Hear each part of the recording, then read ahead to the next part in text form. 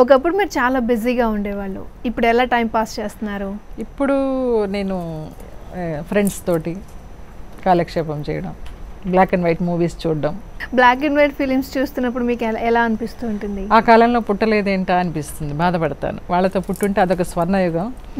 మీ స్వగ్రామం ఏది? మీరు అసలు సినీ రంగ ప్రవేశం ఎలా చేశారు? ఒక సింపుల్గా చెప్పండి. ఓకే, నేను పుట్టింది గుడివాడ అండి, పెరిగిందంతా గుంటూరు, ఎడ్యుకేషన్ అంతా గుంటూరు, BA ఎకనామిక్స్. ఓకే. నేను క్లాసికల్ డాన్సర్ని. మా సిస్టర్ నేను కలిసి చల్లా సిస్టర్స్ అనేవాళ్ళు అనమాట, చాలా ఫేమస్.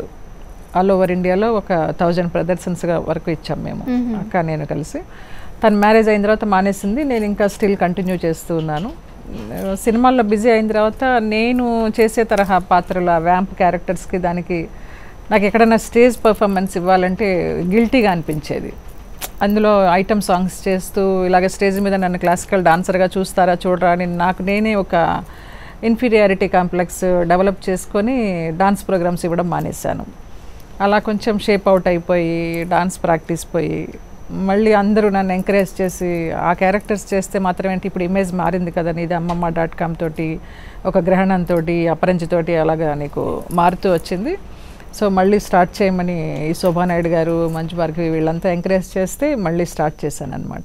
ఓకే, అనుకున్నామని జరగవు అన్నీ, అనుకోలేదని ఆగవు కొన్ని అని అంటూ ఉంటారు. ఇది మీ జీవితానికి అన్వయించుకుంటే మీకు ఎలా అనిపిస్తుంది? కరెక్ట్ అండి. నేను ఒక పెద్ద క్లాసికల్ డాన్సర్ అవుదాం అనుకున్నాను. అసలు మ్యారేజే చేసుకోకూడదు. పద్మా సుబ్రహ్మణ్యం గారు లాగా తమిళనాడులో ఉంటారు ఆవిడ, భరతనాట్యం డాన్సరు.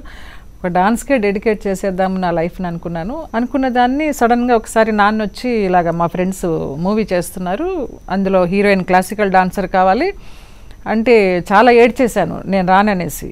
కళాకృష్ణ వాళ్ళందరూ డాన్సర్స్ కూడా ఎందుకు అంత బాధపడతావు, నీకు ఇష్టమైతే చేస్తావు, నీకు నచ్చితే కంటిన్యూ అవుతావు, లేకపోతే నీకు ఇష్టమైన డాన్సే చేసుకుందువు కానీ అనేసి వాళ్ళందరూ నచ్చచెప్పి పంపించారు. అలా ఒక మూవీ చేశాను, ఈ పోరాటం మార్పు కోసమని. అది రేపల్లలో షూటింగ్ జరిగింది. ఇక్కడ మన విజయ గార్డెన్స్లో మెడ్రాస్లో సాంగ్స్కి వచ్చాను. సాంగ్స్కి వచ్చినప్పుడు ఖైదీ ప్రొడ్యూసర్స్ చూశారు. చూసి వాళ్ళప్పుడు ఖైదీ ప్లాన్ చేస్తున్నారు.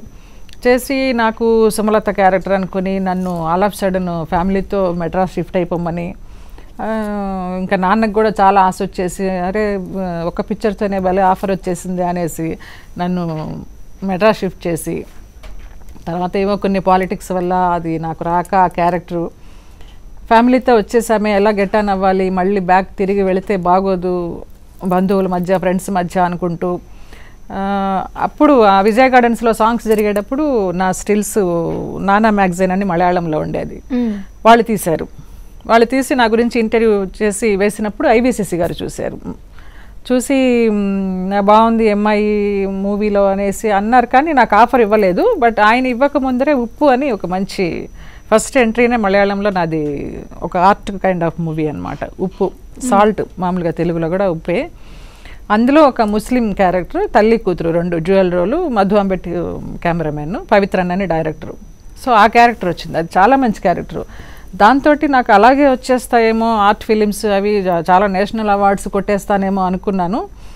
అనుకున్న దాన్ని ఆ మూవీ చేసిన తర్వాత నన్ను IVCC గారు పిలిచారనమాట. వ్రతం అని ఒక మూవీ, అందులో శోభన, గీత ఇద్దరు హీరోయిన్స్, ఇంకొక హీరోయిన్ కమల్ హాసన్ గారు హీరో. సో అది ఒక కైండ్ ఆఫ్ వ్యాంప్.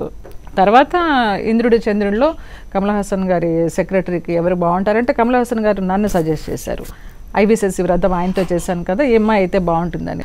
మలయాళంలో, తమిళ్లో, కన్నడలో ఏ క్యారెక్టర్స్ వస్తే ఆ క్యారెక్టర్స్ చేసేసాను. ఒక రోజుకి 3 షూటింగ్స్ చేసేదాన్ని.